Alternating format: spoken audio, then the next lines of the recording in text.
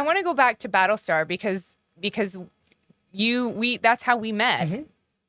When you played Crashdown, and that was, correct me if I'm wrong, but Battlestar was like your first first contract role. Yeah. Which how many episodes were you in? God, not that many. Like all told 12, 13 maybe I think. I'm not sure, but I pursued that because I was a fan of what you guys did in the miniseries, which I would have told you back then, but it's been a while since we talked about this. I saw the miniseries and I was like, this is unbelievable. And so I called my agent and I had no reason to believe this would work. I'm like, you have to get me on Battlestar Galactica to guest star on Battlestar Galactica. And she's like, Sam, you know that was canceled in 1979. I'm like, no, no idea. No, this is a new thing. Oh, there's a new thing. Okay, cool. And this is back when you guys were getting a lot of why is Starbuck a girl? Stuff like that. The early thousands. Oh, so good. Nothing has changed since then, huh? Why is Starbuck? People getting angry at things like that. I thought it was just the coolest damn show I'd ever seen. So I really wanted to contribute, which is why I got an audition for it. Because I'm like, you need to keep an eye out for auditions for Battlestar Galactica because they're going to go to series now. Yeah. And then I got an audition, which I'm like, wait, that worked? That's not supposed to work. She probably in her mind was thinking, well, no one else wants this. We were under the radar. For a second? For a long time. For what, the first 2 seasons? First season? I think so, yeah. Until it really kind of caught on. I think we were under the radar. By the end of season 2, you'd caught on, right? We had. That's what happened. For sure. But that seems to be, I don't want to say your MO, but you pursue things that you're fans of. Yeah. Right. Yeah. When I met you guys on Battlestar, by the way, I mean, it was really fun because I was a fan already. Like, yeah. Oh my God, look at all these. Oh my God, there's Starbuck. Oh my God, it's Starbuck. Oh my God, it's Chief Tyrrell. Why is he not saying the lines?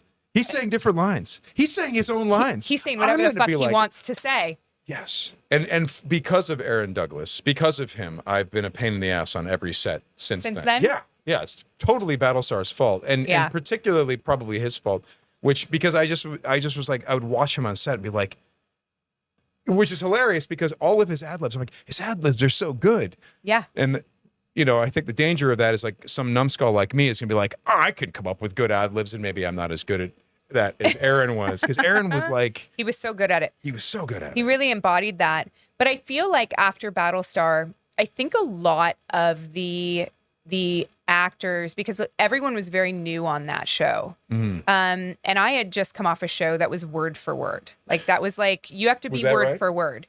And so when I got to Battlestar and I saw these people doing whatever the hell they wanted, I was like, oh, is this what we're doing? Oh my God. Okay, I can do this. I can say frack every other word. Let's do this. And so after 8 years of that, it becomes a real bad habit, especially for a lot of the actors that didn't know any better, who hadn't necessarily known that your next job may not be like this. That's not how it works. And so I think that's, I mean, I'm guessing, but I feel like there was probably an adjustment period for a lot of the actors that came off of that and realized that, oh, that's not necessarily how it normally is. Because Ron made a joke. I was talking to him with other people, and I was defending something that he had written, and I was like, no, it's got to be those words, specifically those words. And then I said to Ron, I'm like, it's kind of ironic here. I am defending that it has to be word perfect after what we all put you through on Battlestar. And he said, no, we asked you to do that. And which is so weird that a producer like Ron Moore or David Eick would say, listen, do one as written and then say whatever you want. That's never before or since has that ever happened. But then he made the joke. He's like, we asked you to do that, Sam, so you're in the clear. And then after you left, we asked everyone not to. Yeah. Which was hilarious. It was very funny. So you said you worked with Ron again? Well, unofficially under the table. There's little things that are going on that I've been pulling Ron into. Yeah. Oh, okay. Do tell. That's nothing I can talk about. You can't talk about it. No, it's not. That's fine. But what's funny is that it is the reason why I was late today. I'm going to text him as soon as I leave here. You should. The Yeah. reason I was late was related to To what Ron Moore. I've pulled him into, but it's a different thing. It's a weird thing. It may never see the light of day, or it could. I love that. Something you've created? Yes I won't. and no. It's fine. It's I won't weird. pry. It's so weird. I won't pry. It's bizarre. It's I bizarre. love it. I have tried to work with Ron Moore since Battlestar. Yeah? And I am the only cast member he has never rehired. So I don't Ron. know what I did. Is Ron listening right now? Ron. I don't know. Ron. I email him constantly. I'm like, what do you got? Like, let me know. You know what's hilarious about that guy is that he was doing it. There was an episode of Electric Dreams, which was an Amazon series anthology like Twilight Zone. And I saw that Ron Moore had written an episode and I was going to go in an audition. And then I got really sick that morning. Like legit, I was like throwing up, which never doesn't happen to me that often. So I wrote Ron because I was like, oh, if he's thinking that I might come into audition and then I just don't show, that's lame. So I wrote Ron. I said, hey, if you're in auditions today and I'm not there, which I won't be, it's not, I would do anything for you, sir.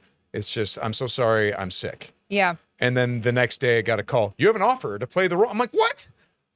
And then I thought, God, I should do this with everyone. People like nice people. I should just be like, oh, I can't come into audition. Do you want to maybe give me the role? Give me the thing or do me the role. I think you were probably being rewarded for the respect that you were showing him in the moment. I think that's a huge thing, and it goes a long way in this industry.